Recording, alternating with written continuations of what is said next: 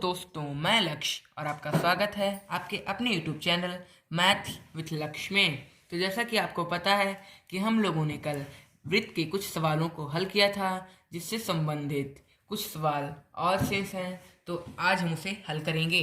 तो आज का हमारा पहला क्वेश्चन है, दी गई आकृति में ओ वृत्त का केंद्र है। हमारा जो यह आकृति है और जो ये ओ है, ये वृत्त का केंद्र है तथा पी क्यू बराबर आर एस, मतलब हमारी जो ये पी क्यू जो ये जीवा है, ये आर एस के बराबर है तथा कोण पी ओ क्यू, हमारा ये पी ओ क्यू हमने आपको बताया कि जो बीच में होता है हम उसी की बात करते हैं।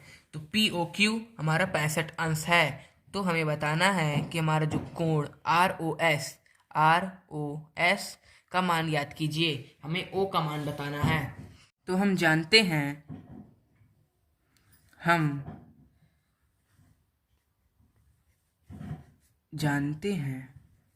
कि वृत्त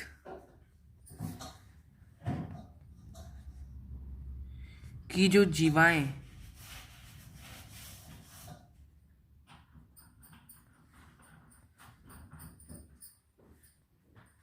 हम जानते हैं कि वृत्त की जो जीवाएं अगर बराबर हों,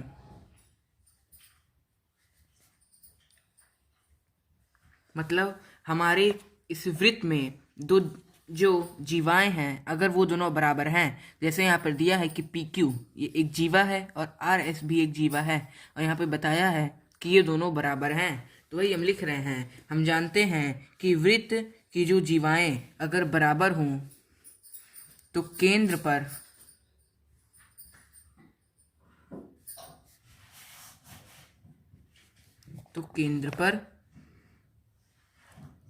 समान कोण बनता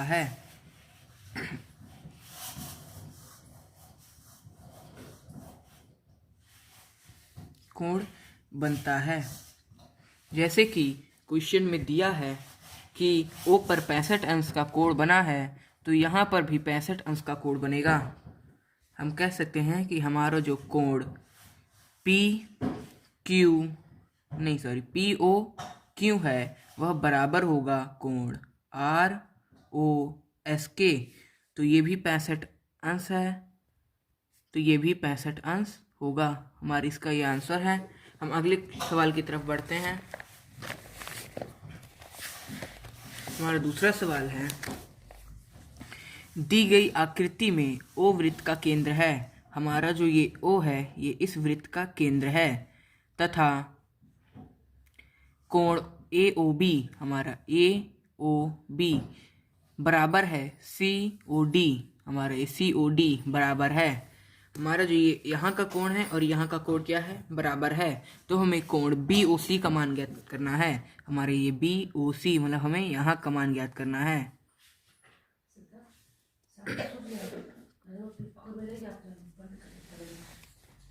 तो इसको निकालने के लिए हम कह सकते हैं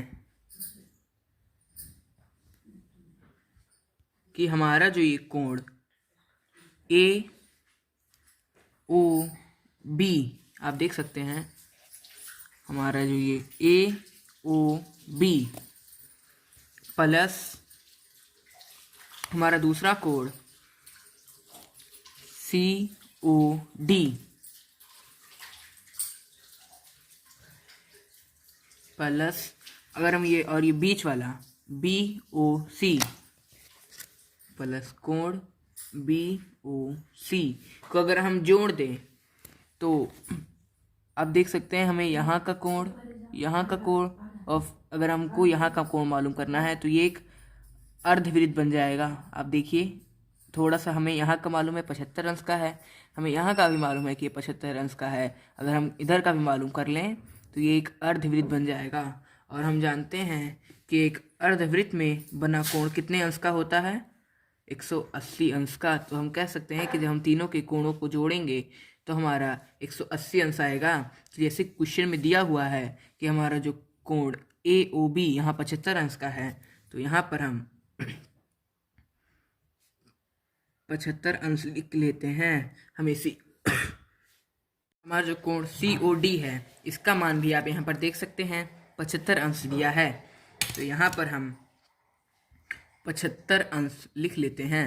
प्लस हमें ये कोण BOC नहीं मालूम है, तो इसको हम वैसे ही रहने देते हैं बराबर 180 अंश। हम इसी को जोड़ लेंगे, हमें मिल जाता है 150 अंश प्लस कोण BOC बराबर 180 अंश। हम इसे रोक लेंगे BOC बराबर, तो हमारा 180 में से 150 पक्षांतर होगा, ये घट जाएगा, हमें मिलता है 30 अंश। BOC का मान हमें मिल गया 30 अंश, ये हमारा आंसर होगा। हाँ, हम अगले क्वेश्चन की तरफ बढ़ते हैं।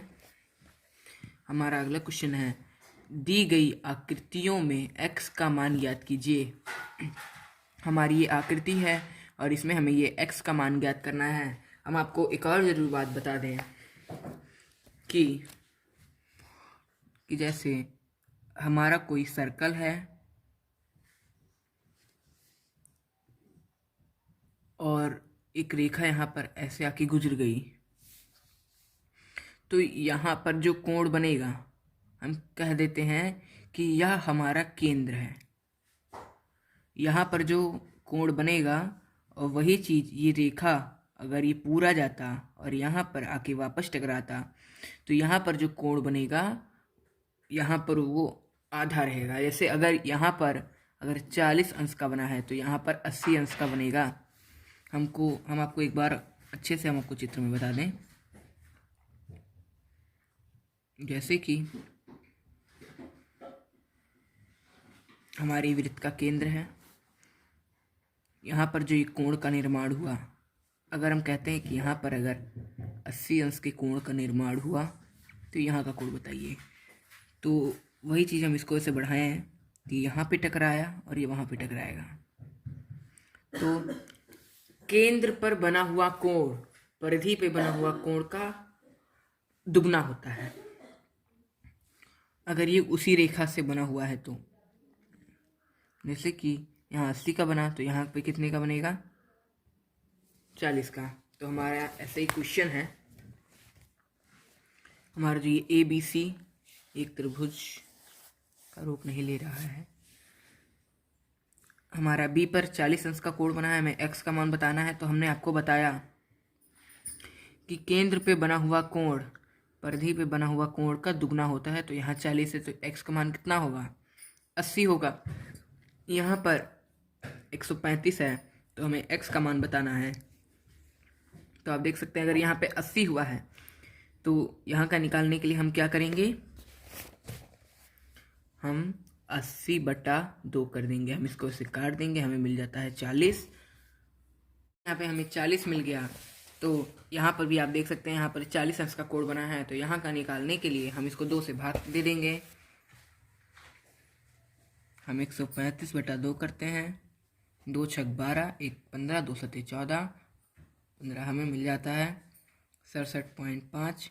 तो हम कह सकते हैं कि यहाँ पर 67.5 अंश का कोण बना है। यहाँ का निकालने के लिए हम क्या करेंगे, जैसे कि हमने आपको बताया कि केंद्र में बना हुआ कोण परिधि पे बना हुआ कोण का दुगना होता है। तो यहाँ पे 140 का है तो हम इसको 2 से गुणा कर देंगे, हमें मिलता है 280। x का मान होगा 280। हम अगले क्वेश्चन की तरफ चलते हैं। हमें x का मान बताना है। यहाँ पर 50 अंश का कोण बना है तो x का मान निकालने के लिए हम क्या करेंगे, जैसा कि आप देख सकते हैं कि जो ये x वाली जो ये रेखा है, आप ये देख सकते हैं ये उसके सम्मुख है, उसके सम्मुख है। ये जो अगर हम यहाँ पे एक रेखा लेके जाएं तो ये इसके सम्मुख है। वही चीज़ आप यहाँ देखें तो ये भी इसके सम्मुख है। यहाँ देखें हम, ये भी इसके सम्मुख है। और अगर हम यहाँ पर देखें तो ये भी इसके सम्मुख है। तो सम्मुख वाले को ही, अगर सम्मुख है तो ही हम ये वाला फॉर्मूला यूज़ करेंगे। तो जैसे यहाँ पर 50 अंश का कोण बना है तो केंद्र का निकालने के लिए हम क्या करेंगे, हम 50 गुणे 2 कर देंगे, हमें मिल जाता है 100। हम अगले सवाल पर चलते हैं। यहाँ पर 40 अंश का कोण बना है, तो x का मान निकालने के लिए हम 40 गुणे 2 करते हैं, हमें मिल जाता है 80। यहाँ का मान हमारा 80 हो गया। यहाँ पे 65 अंश का बना है, तो x का मान निकालने के लिए हम क्या करेंगे, हम करेंगे 65 बटा 2, 2 एकम 2 और 2 तिया 6, 2 दूनी 4, 10, हमें मिल जाता है 32.5। ये हमारा आंसर हो गया। आज का हमारा सारा टॉपिक खत्म हुआ। हमारा सारा सवाल वृत्त के ऊपर से हल हो चुका है। हमारी अगली वीडियो आपको जल्द मिलेगी। तब तक के लिए जय हिंद, जय भारत। Thanks for watching.